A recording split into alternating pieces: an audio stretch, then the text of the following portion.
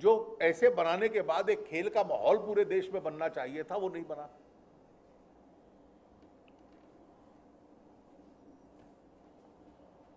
मैं ये मानता हूं कि दिल्ली के संबंध में दिल्ली सरकार आपकी प्राथमिकता रहती है, रहनी भी चाहिए, और इसलिए इन सब इश्यूज में उसको आप ठीक हाईलाइट कर रहे हैं। लेकिन उसके साथ साथ जो दूसरे प्रकार के आप कार्यक्रम कर रहे हैं, वो भी दिल्ली प्रदेश की जिम्मेवारी बनती है, क्योंकि राष्ट्रीय पार्टी तो अपने प्रदेश संगठनों के माध्यम से चलती है, और इसलिए जो आप राष्ट्रीय मुद्दों को लेकर कोई विषय आता है तो करते हैं, उसमें एक विशेषता है कि दिल्ली एक राजनीतिक कैपिटल ही नहीं है, राजधानी नहीं है। दिल्ली का हर व्यक्ति राष्ट्रीय मुद्दों पर चर्चा करता है, उस पर सोचता है, और राजनीतिक दृष्टि से उसका मन सक्रिय रहता है। सुबह आप पार्क में चले जाएं, किसी कॉलेज में चले जाएं, किसी सरकारी कार्यालय में चले जाएं, किसी फर्म में चले जाएं, किसी कोई लोग अपने घर में बैठे हुए चर्चा करें, बाहर किसी कस्बे में बैठ के चर्चा करें, तो देश की राजनीतिक चर्चा दिल्ली में स्वाभाविक होती है। और इसलिए इन राष्ट्रीय मुद्दों को दिल्ली के मुद्दों के साथ साथ भी आप ठीक मायने में उठाते रहे। एक बिखराव आ गया है एक प्रकार से राजनीति में, ड्रिफ्ट आ गया है सरकार के कार्यक्रमों में, और किस दिशा में जाना है और देश को किस दिशा में ले जाना है, इसकी कोई कल्पना नहीं है।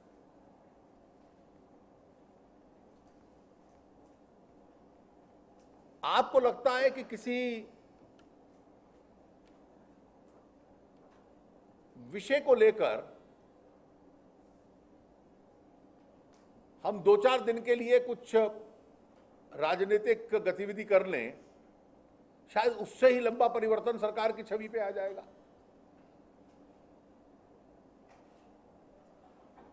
अब आप भारत पाक संबंध का आज विषय प्रमुख है। अभी हमारे गृह सचिवों की बातचीत हुई, उसके बाद दोनों प्रधानमंत्रियों ने इकट्ठे बैठकर खेल देखा, और शायद कुछ स्वाभाविक रूप से बातचीत हुई हो।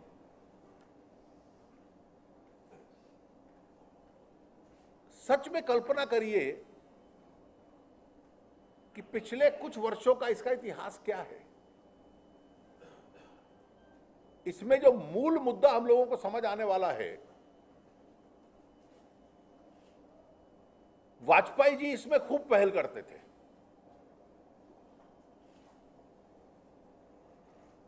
अटल जी पहल करते थे, अटल जी वहां बस लेकर गए,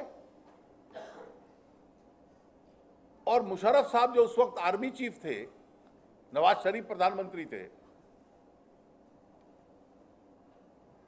वो कारगिल में घुसपैठिए भेज रहे थे।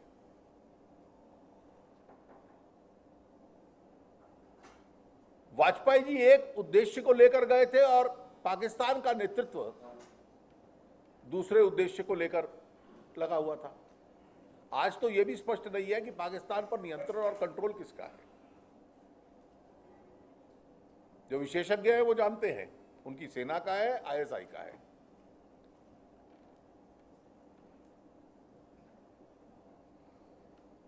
उसके बाद जनवरी 2004 में जब प्रधानमंत्री जी अटल जी की बातचीत हुई जनरल मुशर्रफ से, तो भारत और पाकिस्तान का एक समझौता हुआ, और उस समझौते में लिखा कि ये जो कंपोजिट डायलॉग है, कंपोजिट डायलॉग जो है ये अन्य अन्य विषयों पे होता है, जितने हम लोगों के विवादित विषय हैं उसके वर्किंग ग्रुप से अलग बैठते हैं, बात करते हैं। कंपोजिट डायलॉग होगा इस आधार पर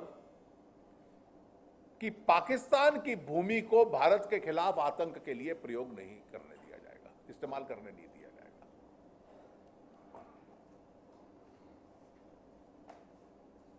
यह जनवरी 2004 का दोनों देशों का अटल जी का द्वारा जारी किया गया, जनरल मुशर्रफ द्वारा जारी किया गया एक हमारा ज्वाइंट कम्युनिकेशन है, और आज भी दोनों देश इससे पीछे नहीं हटे हैं। लेकिन दुर्भाग्य यह है कि जो अटल जी की स्पष्टता थी इस विषय में, जो भारतीय जनता पार्टी और एनडीए की स्पष्टता थी कि बातचीत को अपने आप जोड़िए, तो पाकिस्तान की भूमि को हमारे खिलाफ आतंक के लिए प्रयोग नहीं किया जाएगा, उसके साथ जोड़िए। 3-4 साल पहले हमारी सरकार भाग ले रही थी, प्रधानमंत्री जी हवाना गए कॉमनवेल्थ मीट में, वहां से आए तो उन्होंने कहा कि Pakistan is also victim of terror. Sharm el Sheikh में जो हस्ताक्षर किए जिस बयान पर, उसने ये आतंक का और बातचीत का जो आपस में संबंध था उसको अलग कर दिया कि आतंक समाप्त करने के लिए कदम उठाए जाएं या न उठाए जाएं, बातचीत चलती रहनी चाहिए। So dialogue irrespective of terror. जब देश में बहुत शोर मचा उसको लेकर, तो फिर कहने लगे कि मेरा अर्थ ये नहीं था।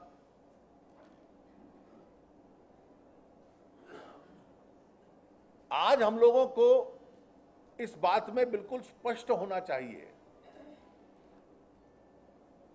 कि ये जो बातचीत का दौर हमने आरंभ किया है, कर रहे हैं, और जिसकी दिशा में संकेत दे रहे हैं, क्या हम इस बात से संतुष्ट हो गए हैं? क्या भारत की सरकार, उसका आकलन ये हो गया है कि पाकिस्तान की भूमि का प्रयोग नहीं होगा? आज के एक समाचार पत्र में बहुत ही प्रमुख खबर है, इंडियन एक्सप्रेस में, जब ये गृह सचिव मिल रहे थे उससे 4-5 दिन पहले अमेरिकन इंटेलिजेंस भारत को बतलाती है कि 3 दहशतगर्दी और एक ट्रक लोड एक्सप्लोजिव्स का हमारा जो दूतावास है काबुल में, उसके आक्रमण करने वाला है। वो पढ़ने लायक खबर है। मतलब आप गृह सचिवों की बात कर रहे हैं, आप प्रधानमंत्रियों की मीटिंग कर रहे हैं, उसी सप्ताह में पाकिस्तान की भूमि से ये हो रहा है। और समाचार में आगे लिखा है कि अपना फिर हम लोगों ने इतराज जताया और किस तरीके से उसको फिर रोका गया। पाकिस्तान के लिए ये कह देना कि ये जो होता है इसमें हमारी सरकार का हाथ नहीं है।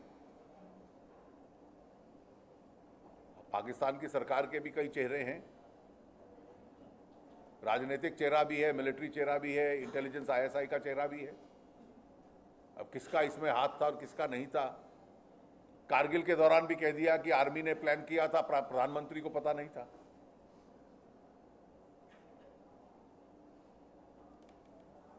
हम जब इस भावना को आगे बढ़ाने का प्रयास करते हैं, जो अपने देश का मूल उद्देश्य है, देश हित में, कि आतंक समाप्त होना चाहिए। आप देश की बहुत बड़ी ऊर्जा, देश के बहुत बड़े साधन इसको संघर्ष करने में, इसके साथ लड़ने में लगते हैं। और इसलिए मैच देखना आपस में बहुत अच्छी चीज है।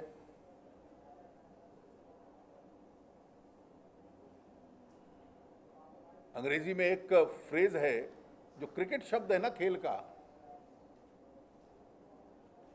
उसके साथ एक खेल भावना जुड़ती है। और कोई भी खेल में गलत तरीके से खेलता है, बेईमानी करता है या खेल भावना को ऊपर नहीं रखता, तो अंग्रेजी में एक कहावत बन गई है, दिस इज नॉट क्रिकेट। तो उसी प्रकार से terror is just not cricket, वो अलग चीज है। और इसलिए जब तक ये आतंक से मुक्त संबंध नहीं बनेगा, तब तक कितना लाभ इस बातचीत का हो पाएगा, ये जो इस देश के नागरिकों की भावना है और देश हित की भावना है, अपनी सरकार को ये स्पष्ट रूप से समझ लेना चाहिए। इसलिए देश को बताना चाहिए कि हमारा आकलन क्या है, कि क्या पाकिस्तान की नीयत बदल गई है कि उसकी अब भूमि का इस्तेमाल नहीं होता भारत के खिलाफ।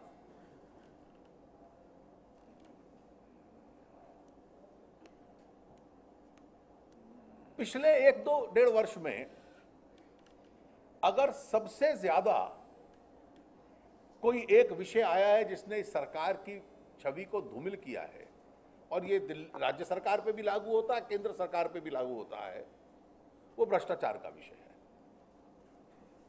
मुझे याद आ रहा है किस्सा, जब 1980 के दशक में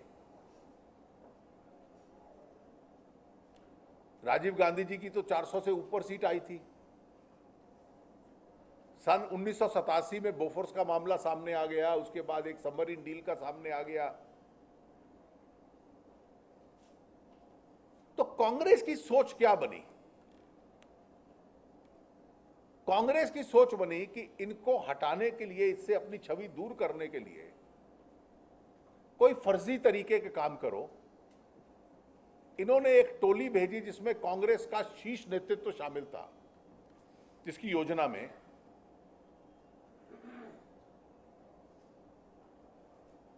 जहां वेस्ट इंडीज है, जो उसके अलग अलग टापू हैं, अलग अलग आइलैंड्स हैं, तो वहां एक आइलैंड है सेंट किट्स का। क्योंकि श्री वीपी सिंह नेतृत्व कर रहे थे राजीव गांधी जी की सरकार के खिलाफ उस आंदोलन का, तो एक समाचार पत्र उन दिनों एक शब्द यूज करते थे, डर्टी ट्रिक्स डिपार्टमेंट, बदमाशी करने वाला एक विभाग कांग्रेस में। एक टोली भेजी वहां पर, और वहां के एक बैंक में जाकर एक फर्जी कागज बनवा लिया कि वीपी सिंह जी के लड़के के वहां के बैंक में खाता है। और कई समाचार पत्र, यहां मित्र समाचार पत्र थे, वो मिल गए एक दो, उन्होंने अपने पत्रकारों को भेज दिया, फिर खबर छाप दी और कहा अब हमसे भ्रष्टाचार का दाग मिट गया क्योंकि हमने ये साबित कर दिया। बाद में जब इन्वेस्टिगेशन हुए तो पता चला अकाउंट भी फोर्ज था, सारे वाकयात तथ्य उसमें गलत थे।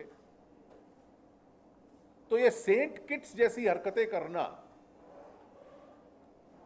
ये कांग्रेस की जहनियत और सोच का एक हिस्सा बन चुका है। इसका लाभ नहीं होता, इसका नुकसान होता है।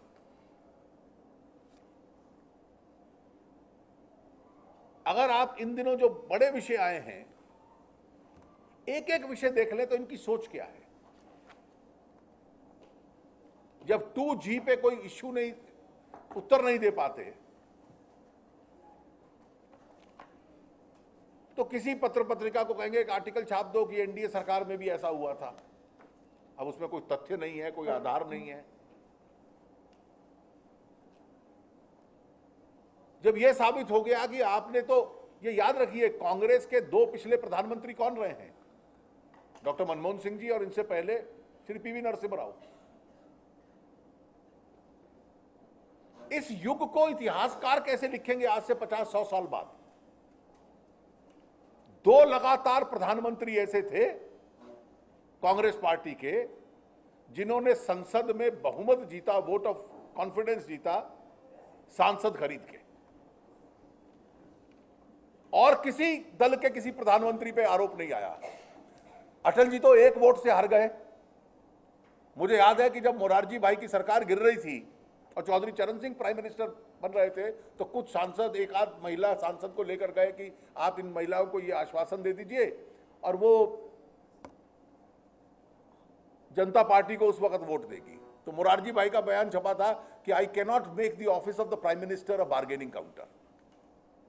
मैं प्रधानमंत्री के पद को सौदेबाजी का अड्डा नहीं बना सकता, इसलिए क्षमा कीजिए, मैं इनसे ये बात नहीं करूंगा, जाती है सरकार जाए। हमारी तो 1 वोट से चली गई, फिर भी आरोप नहीं लगा कि आपने किसी को खरीदने की कोशिश की।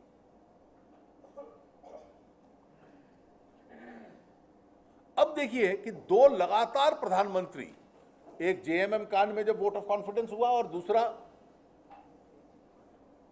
न्यूक्लियर डील पे जब वोट ऑफ कॉन्फिडेंस हुआ, जब वामपंथियों ने समर्थन वापस लिया, तो आप पे आरोप ही नहीं लगा।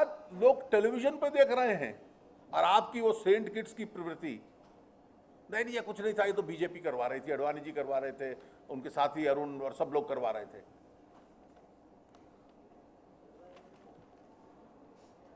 बस सिर्फ इतना आरोप नहीं लगाया कि मनमोहन सिंह जी नहीं लाए थे, सुषमा जी लेकर आई थी, पीछे वो थॉमस का नाम।